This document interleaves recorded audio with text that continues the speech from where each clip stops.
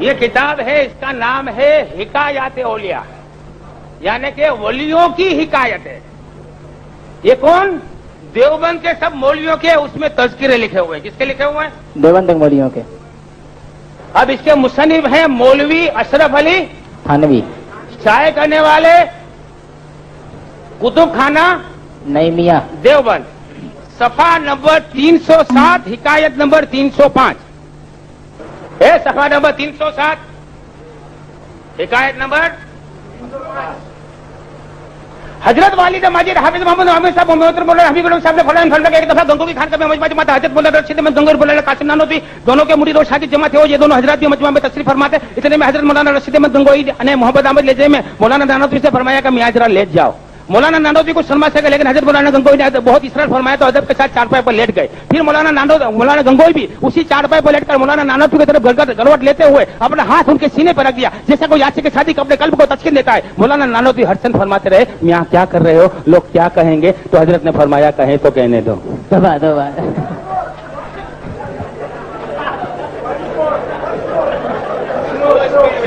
سلو میں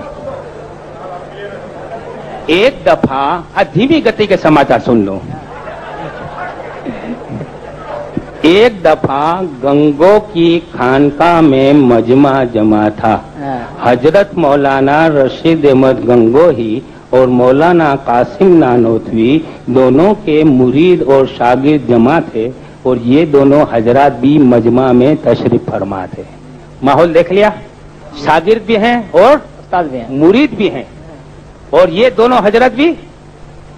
لیکن جو محبت ہوتی ہے نا، اس پہ ماحول کا اثر نہیں آتا۔ گنگوہی کی دل میں محبت کا دریا جوش مار اٹھا۔ گجراتی میں کہتے ہیں نا کہ ہیاما ہیتنی ہیلی ہلور آلیے۔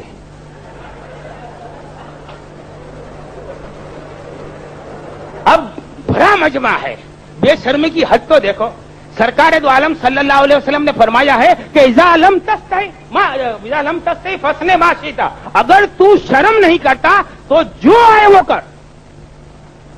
اب یہ بے شرمی کی حد تو دیکھو کہ حضرت گنگوہی نے حضرت نانوتوی سے محبت آمیز لہجے میں فرمایا،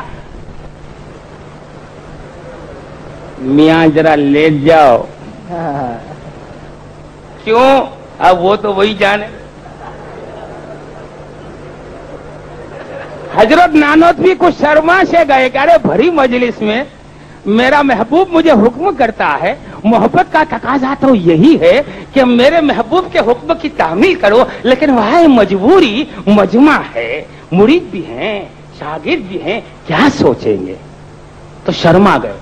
لیکن گنگوئی صاحب نے تو ٹھانڈ کے رکھا تھا، آج تو لیٹا کے رہوں گا۔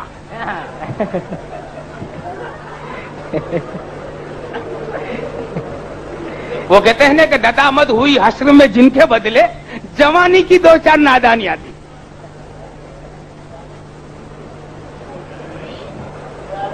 مگر حضرت نے پھر فرمایا نہیں، لیٹو، دل چاہتا ہے تمہارے ساتھ لیٹنے کو۔